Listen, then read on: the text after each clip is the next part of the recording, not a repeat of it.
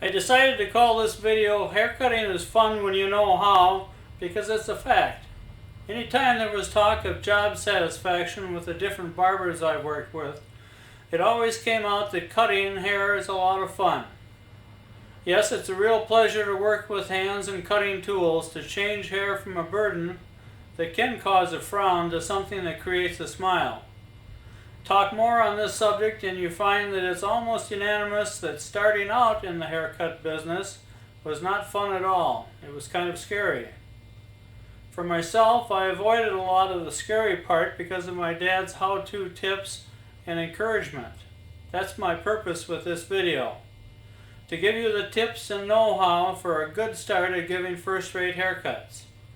With know-how, the fun begins and the scary disappears. Cutting hair with scissors or shears is a fairly easy mechanical process. The hair is combed up and held while the scissors cuts off the hair that's above the two fingers holding the hair. The important skill to be developed is the ability to hold the hair at the desired distance from the scalp, cut after cut. This determines the length of the hair, and if you're consistent with how your holding hand operates, a nice precision cutting is achieved. I'll show you a good way to practice this skill at different lengths, starting with an inch, then every half inch up to 3 inches.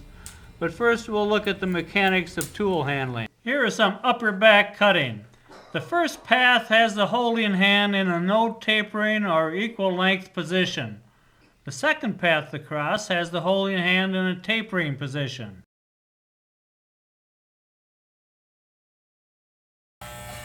The best way to get longer top hair cut using an attachment is to first comb through the hair going with the grain before you make your path back through the hair going against the grain. When you use a 3/4 inch or 1 inch attachment on fine hair, you will have to go over the hair many times. What happens is that bendable hair will bend away from the clipper blades as the attachment travels through the hair.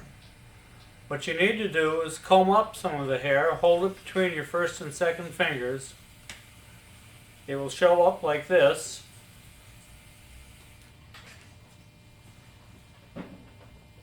Use the scissors to cut off only the long ones.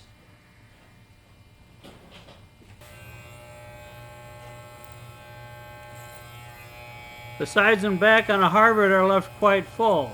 You achieve that by pivoting the comb out as you see here for a low, abrupt taper. A 3/8 inch blade has been used on the lower sides and back. Now we switch to a shorter cutting blade for the over-the-comb cutting. Notice that each cut across the comb as it goes up the sides is leaving the hair a little longer.